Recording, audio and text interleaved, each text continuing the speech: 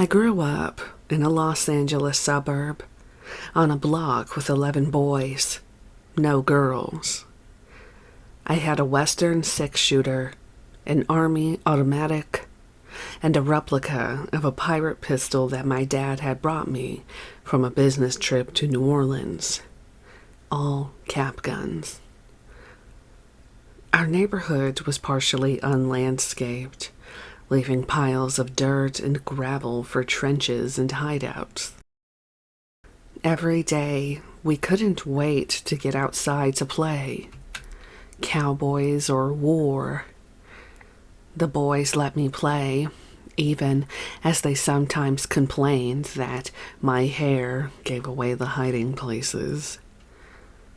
One year, while we were dodging Germans, a tall soldier took me to a chimney corner, kissed me on the forehead, and whispered, "You stay here.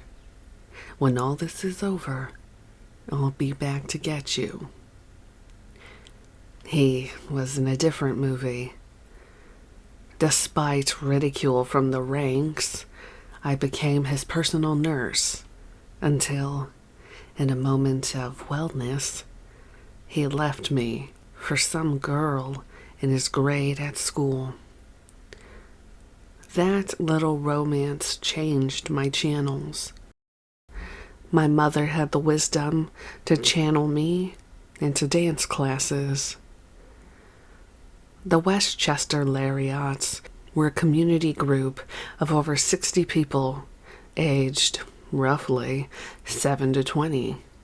7, and the ardent personal project of a University of Southern California professor of folk and dance physical education.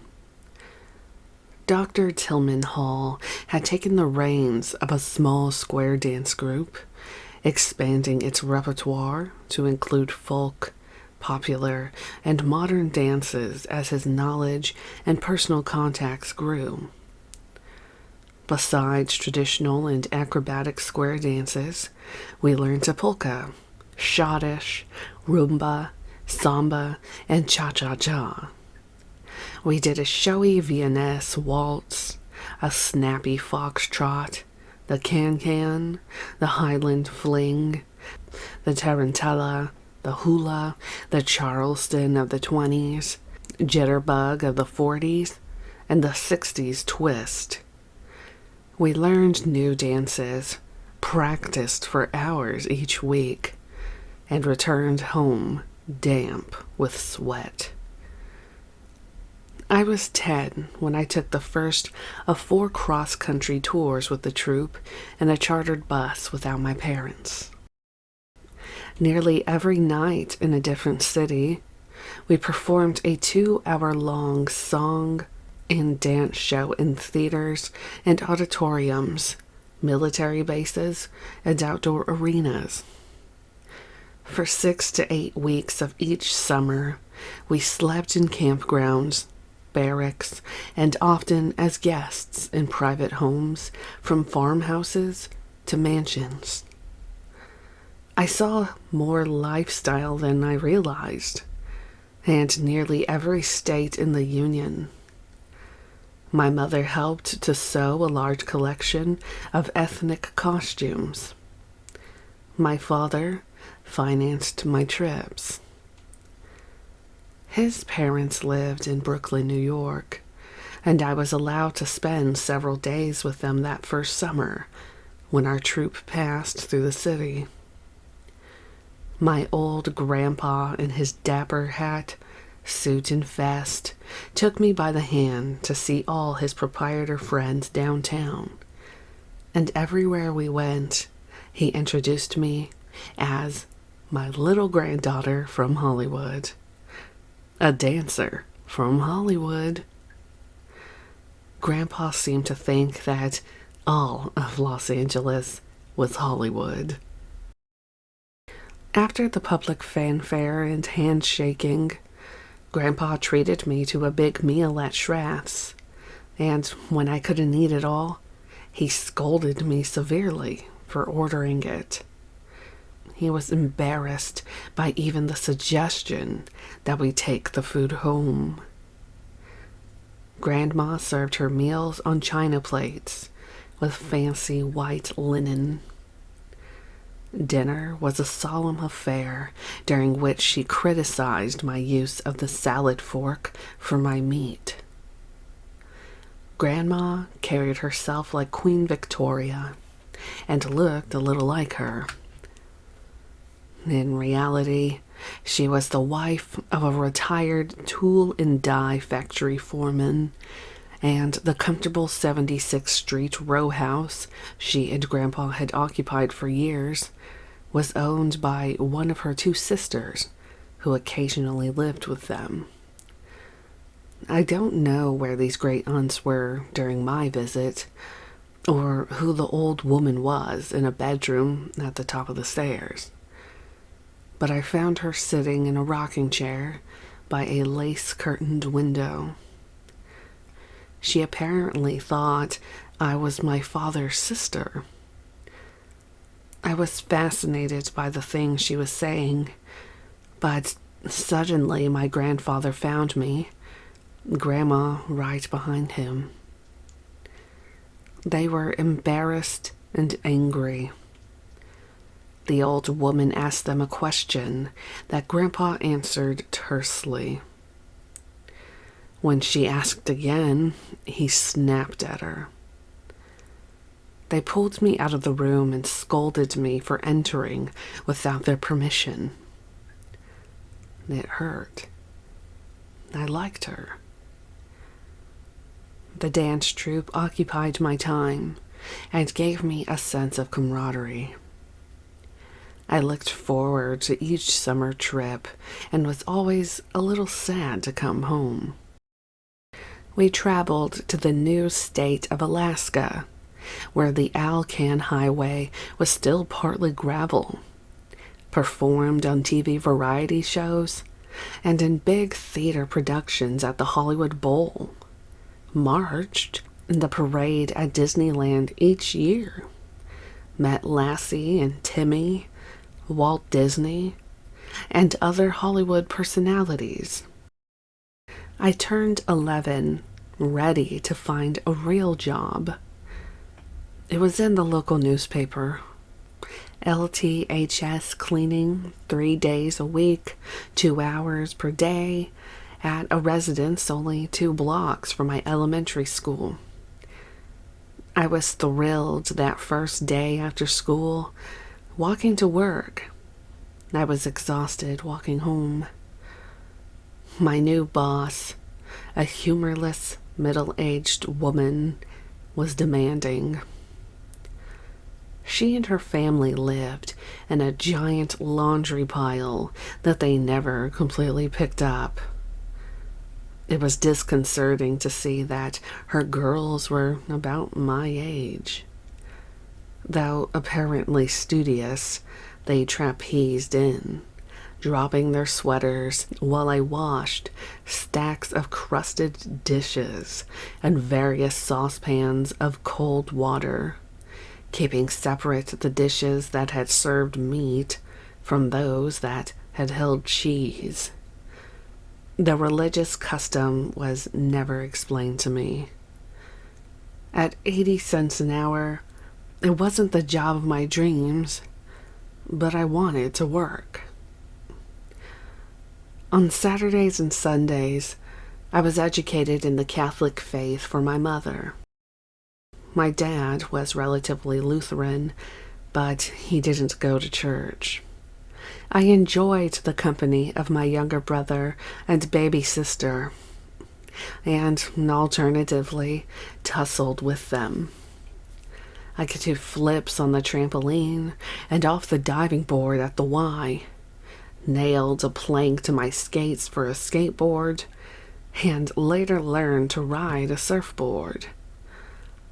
I liked being a kid and resisted the obligatory bras, garter belts, razors, and stockings pushed by excited young mothers, along with charm school and ideals that made me feel less than adequate. Walking to the store, I was cruised by a carload of older boys. "Hey, honey, you want to come for a ride?" Flattered, excited, I pretended to ignore them. They laughed and yelled, "Ugly!" burning the rubber as they peeled away. I never even got a look at them, but for years, in times of doubt, I could hear them yelling, "Ugly!" and going away. It was a common lack of confidence.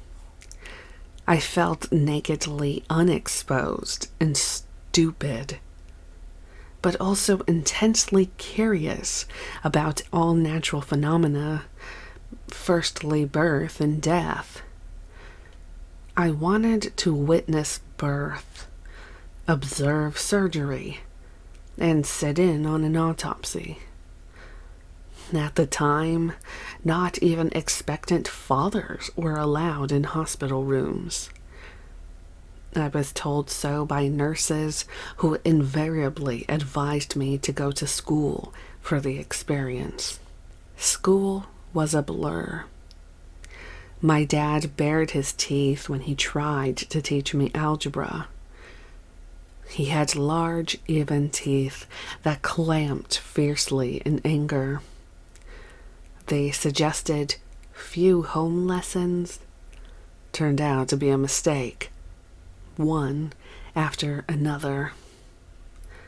I blocked. His anger happened quickly.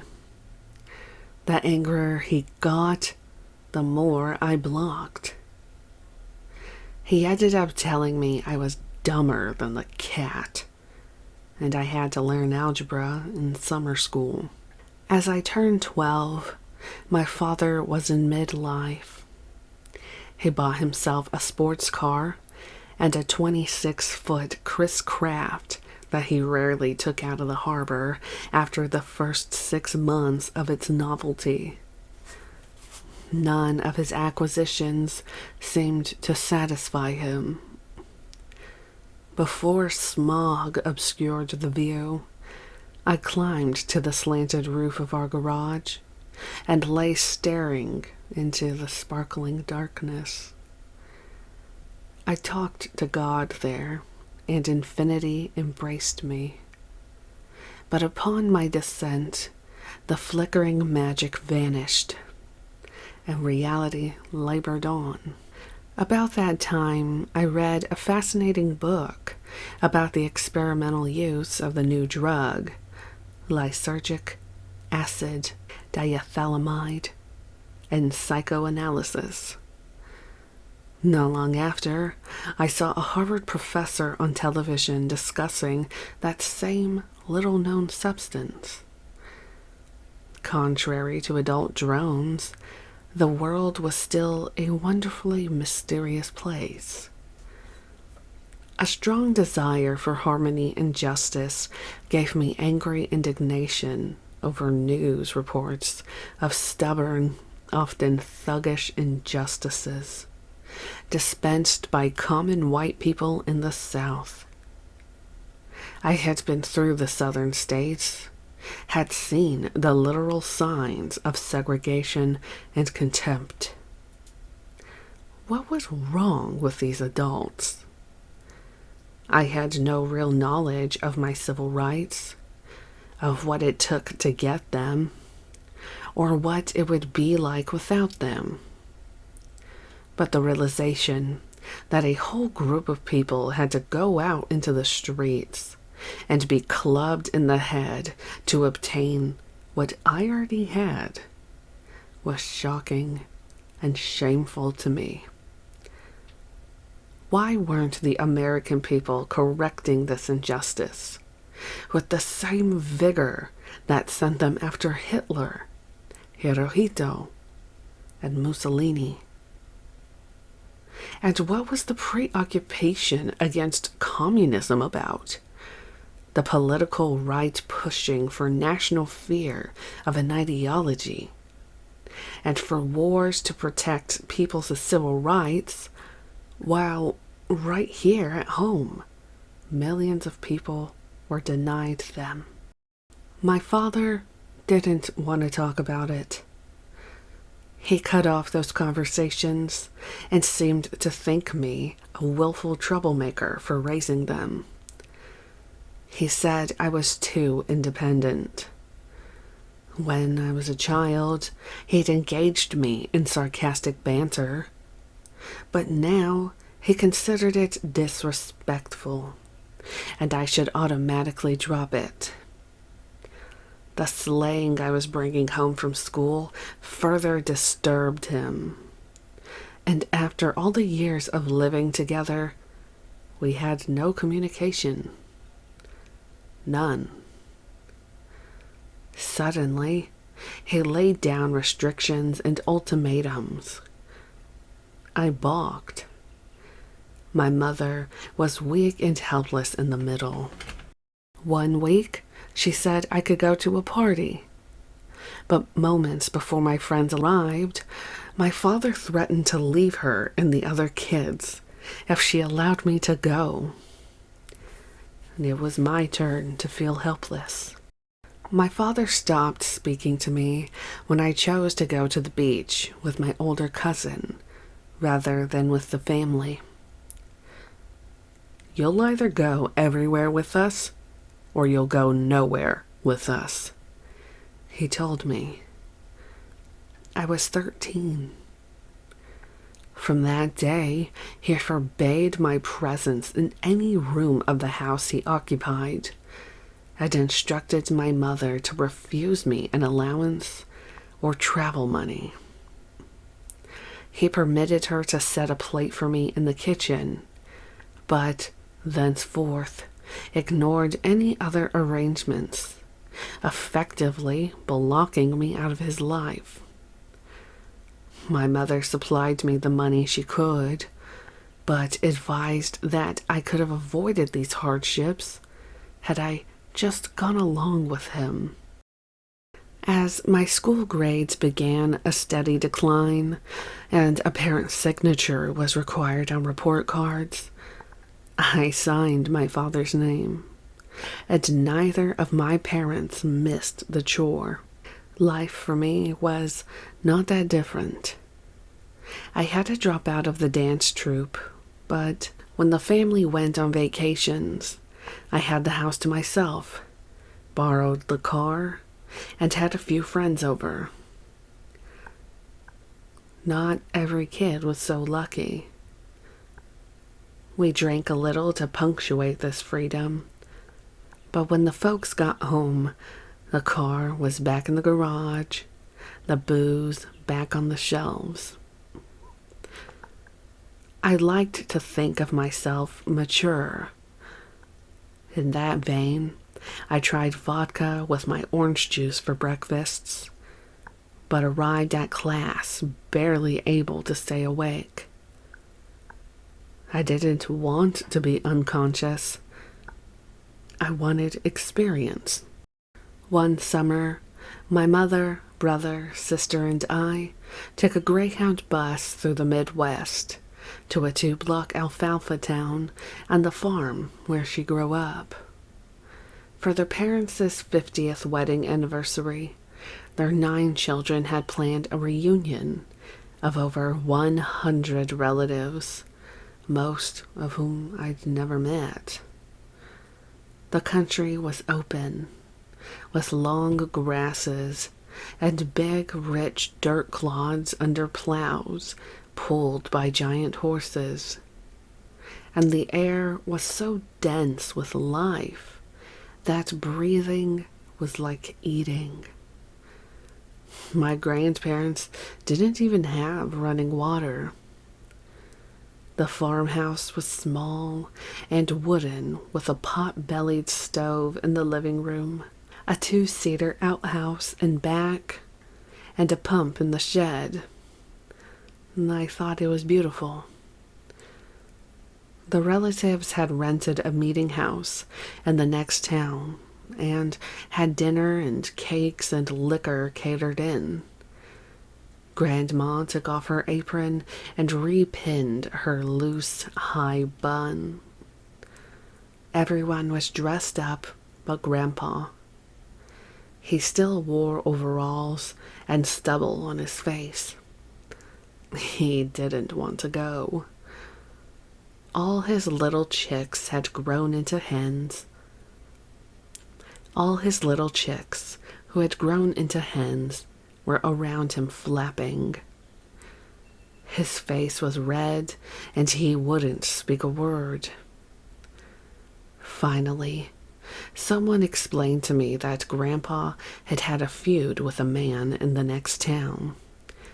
He didn't want to get dressed up or to be honored at any celebration, and he didn't want to go to Burbank.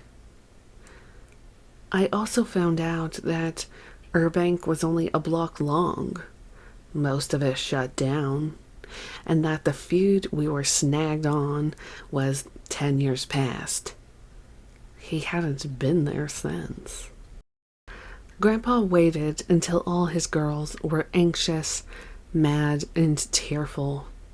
Then he got up, shaved, and put on a suit that just barely buttoned. I felt as awkward as he apparently did at the party. The relatives seemed like strangers, except for my aunts who clucked and chuckled in clusters. My cousins and I managed to have a few drinks and take a rowboat out on the lake, where a comfortable companionship settled over us. I think we were all lonely. During the bus trip home, I fell so in awe of the land that I stared at the fields as far as I could see and cried. We had moved into a more modern house in Redondo Beach, and it looked even worse to me upon our return. The walls were eggshell white plasterboard. Sometimes I would jump on any city bus just to see where it went. I'd look at the faces in the bus and imagine their lives.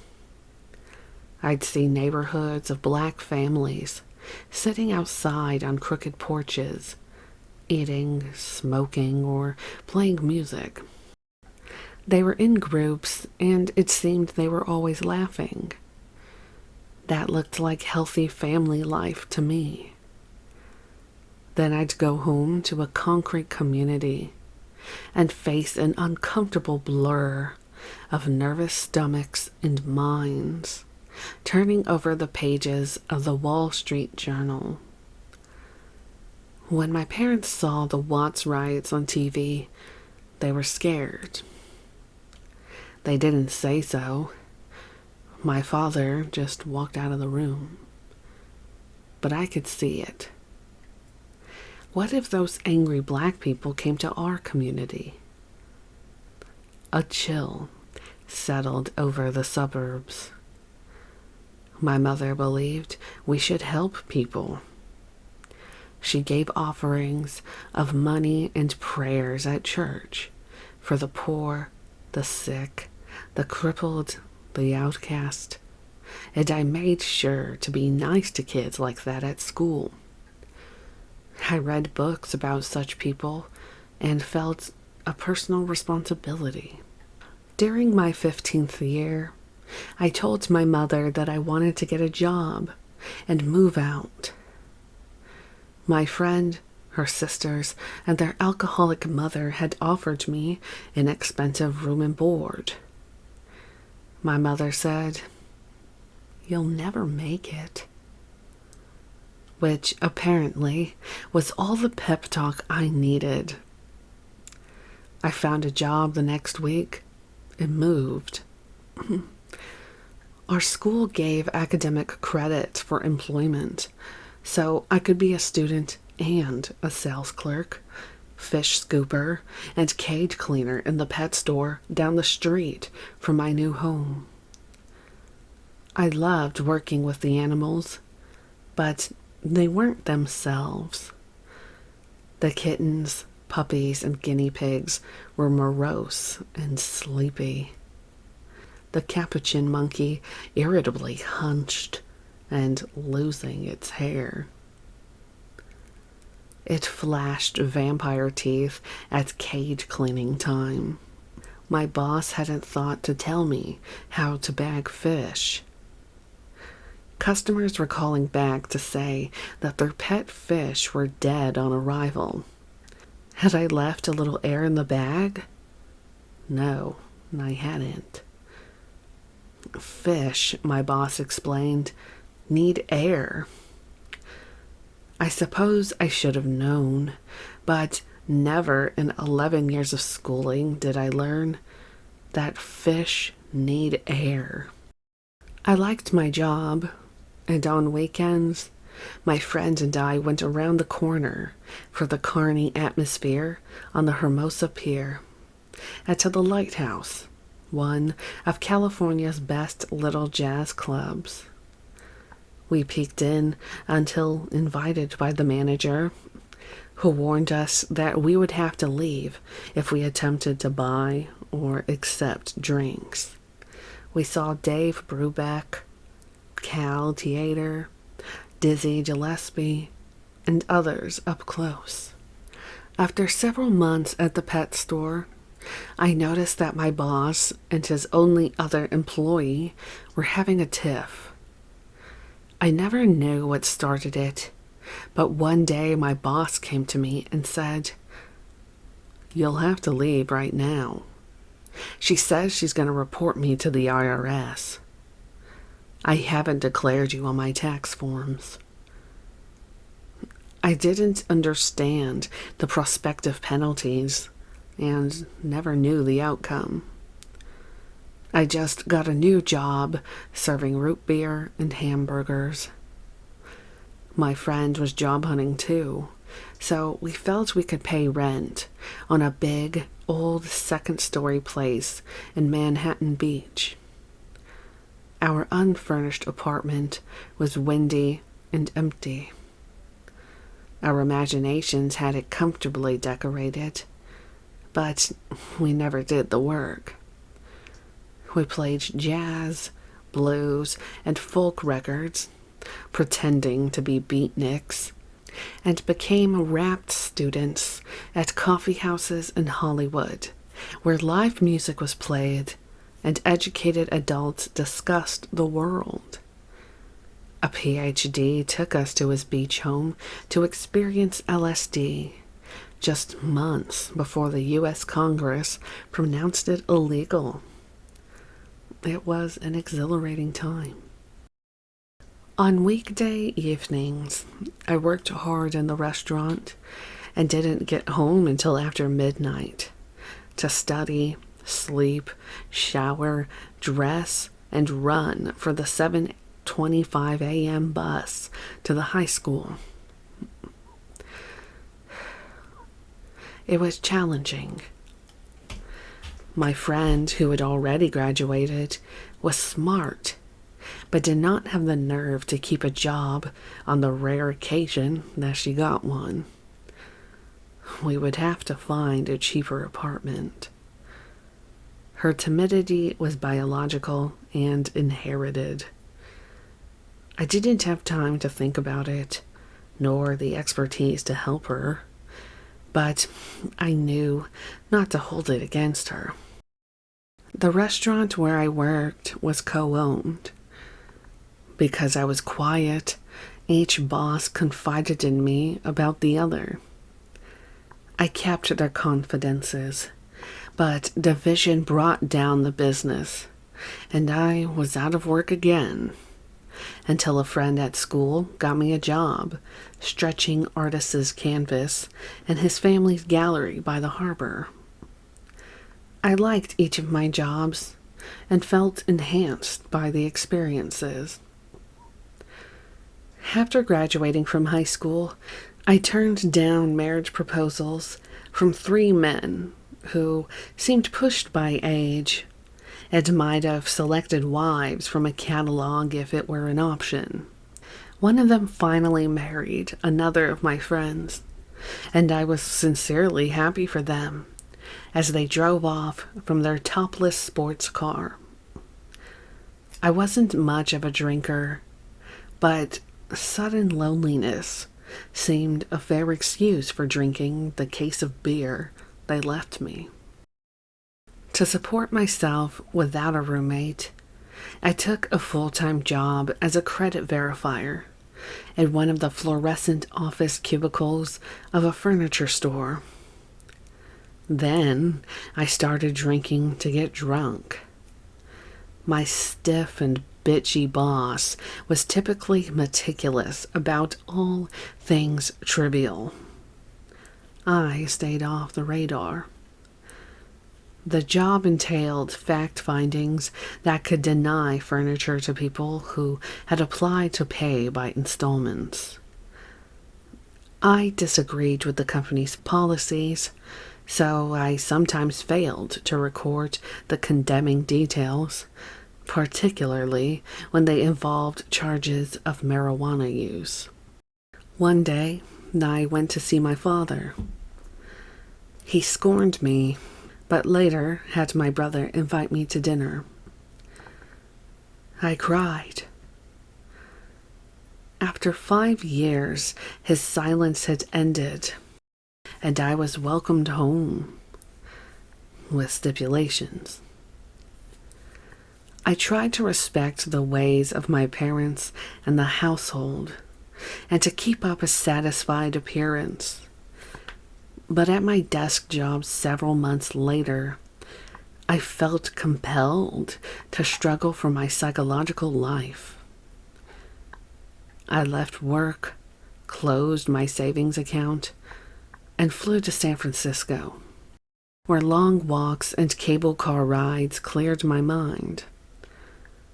I talked to people uptown, midtown, and downtown, improv entertainers, street musicians, one elderly accordionist with a tame monkey, a tall black man in a suit selling newspapers, stating that the black Muslims of America wanted to go back to Africa. I didn't understand. I thought they wanted what white people had. At the end of the day, I lay alone by the open window in a cheap hotel room, listening to the tick of the radiator and the honking and roaring of traffic below. I was still the same me. The theater crowd across the street wore black velvet and diamonds. I'd felt like a child next to them. A few days later, out of money and the energy for adventure, I called my parents to give them my relative location and was welcomed home with understanding, the kind that comes after whispers and before a visit to the nice psychologist. My parents tried, but I was so angry with them for being apathetic. They weren't curious about the world. I wanted someone who would be real with me, who would appreciate my hard work, and can spot and call my games. At $25 desperate an hour, the psychologist was pitifully shellacked with professional humility. He stuck out his hand as I left his office, and, like in 100 movies I'd already seen, he said, "Trust me." I was furious and stomped off to do something self-destructive. I drank all the wine that Christmas and took too many Excedrin. I was really just giving my family a big dose of my hate. Taken to the hospital doing commercial parodies, Excedrin headache number 955. I kicked the nurses and threw up voluntarily. My dad stood in the hallway listening to me. I loved my dad, and he loved me. I recognized his unusual patience as we drove home, but both of us knew there was nothing to say. Our worlds were too far apart. The house was sterile. Every one of my mother's coveted luxuries dust to me. Nobody played the piano. Nobody sang. It was a ghost town, but for one lively little sister who was fast being subdued. I had to do something, so I entered college. I was to make plans to pay room and board to my parents. They were not negligent in proper teaching of responsibility. There was just no bond between us. Nothing. The Beatles were singing of strawberry fields where nothing was real, and I idly considered a serious suicide. I didn't really want to die, but where had the living gone? Charlie made love to me naturally. Unlike the movies about moral frustration and then the sudden manic depressive mashing of mouths. He took his time. When he allowed it, he moved me. When I stopped it, he freed that energy, allowing me to feel beyond anything I had experienced. Mary was sitting on a tree stump, crying when we came out. Charlie said something that made her streaked face break a shaky smile. I could see that she loved him more than any man in her life, save her father, and maybe even him. I was impressed by that love. When Mary was upset, her lower trip protruded. Her nostrils flared. She pointed her chin up and looked away. I thought of her as inwardly solid, but brittle. A man once called her a cold fish. Charlie told her she wasn't cold. He scoffed at the description and blamed the man who didn't know how to warm her. Charlie would make love to each of us and to both of us. He once asked us each to sit in a chair and watch him make love to the other.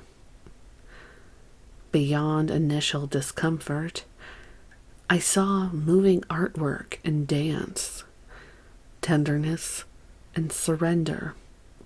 One morning, he called to both of us from the bathroom. We halted at the door, but from his seat on the toilet, he urged us to enter. Then he grunted. Loud, exaggerated grunts. Devilishly obnoxious grunts, until we were so red-faced that we became embarrassed about being embarrassed. Later, we stood at the doorway watching him shave. It was more like sculpting. Removing a spot of whiskers, the whole persona changed. Characters took face in the mirror. Some with different voices and accents. His honest portrayals of human behavior were hilarious. His humor without sarcasm or guffaws, just ironies and paradoxes, a funny mug and an irresistible grin. He said, "Looky here," and "You dig?" from someone else, it might have sounded artificial. But from him, it was experience confided. He said so much I wanted to capture, but I couldn't recall right after he said it, because there was always something new. He said, words out of now are like fruit. The moment you pick them off the vine, they start to die. At night, there were long drives through the woods, presenting a theater of dark shapes and shadows. He said, you can go up and down the same road, and it's always different. Different angles and different light. It's always different. He savored his moment, but didn't hang on to them. He said, it's all right now. The Beatles were singing of now. I thought that they must know the same. Back in the cabin were candles, clean bedding, and the embrace of the stereo speakers. He settled down between us with an arm around each, made us comfortable, made us laugh, and appreciated the moment, sometimes dropping to sleep in the middle of a sentence. I lay awake in wonder of him. His view of the world was my earliest conscious dream. The three of us caused speculation. We remained welcome visitors, but the conflicts of some couples kept us away. Men tended to think our arrangement ideal, not knowing that Mary and I could be moody and brooding. We were not satisfied with ourselves, each inwardly thinking the other was favored or better. I hear Charlie's voice like honey and deep sliding tones. So you feel inadequate. Are you adequately inadequate? He comforted and cajoled, lampooning our nitpicking notions of self-worth, our strivings to become something. Relax, he said. You already are something.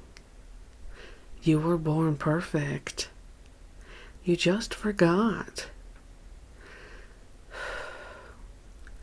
We struggled with the concepts of ego. Ego, he said, is made up of thoughts. It's a big collection of thoughts. Whose thoughts? Where'd you get those thoughts? Do you even know what you're thinking? These were reasonable questions I'd never considered. At least some of my thoughts came from my parents, schools, and TV. But how much did they affect me? I expressed almost nothing of my thoughts while he spoke his aloud, as if walking around in his mind, as if the world was his mind. I got the feeling that he could quite literally read our minds. But is it my mind? Do I exclusively own the ghosts of thought that waver in and out of my brain? I exhausted myself exploring inner and outer landscapes. And only when Charlie made me laugh did I begin to release my grip on insecurity. People work hard for comfort and security, but security comes from within, and too much comfort smothers the soul of living free. The soul of living free eventually ate Mary's bank account. One day, we had only 50 cents, and we were hungry to the pit. We drove to the Sea Hill Market and went in together. I was eyeing the fat potato chips, but Charlie brought a pound of hamburger to the register. On the way out the door, he began unwrapping the meat, dividing it into sections. Then he put it all on the ground. He said, "Now we can get full just watching." Muffet's mouth was watering, Charlie laughing at her pleasure. Mary stood watching, her chin tucked into a grin, and her eyes brimming with a flood of affection. I was helpless to resist. Charlie said that dogs own their people, rather than the other way around, because people have the responsibility of taking care of them. He said it was the same with all other possessions, that they own us as much as we own them. He joked that, in reality, he owned all the cars, but allowed other people to drive them. He was half joking. When Charlie was 13, he took a joyride in a Packard hearse. Subsequently, he escaped a boys' school, hot-wired a 1948 Chevy, ran it at 98 miles per hour through a Standard Oil gas station, woke up with a wounded knee, and was sent back to boys' school. "I took a lot of cars in 48, he said. And then the 1950 Studebaker. Sheriff Black of Beaver City, Utah, put me in jail for that. I was in a band called Stark Naked and the Car Thieves. In 1954, it was a Cadillac, and from 1956 until late 58, he was imprisoned for stealing a 1951 Mercury. He said that he'd been married to a girl named Rose who wanted to go to California. I told her, "I don't want to go to jail," he said. And she said, "We won't go to jail." So we took the car, and she was right. We didn't go to jail.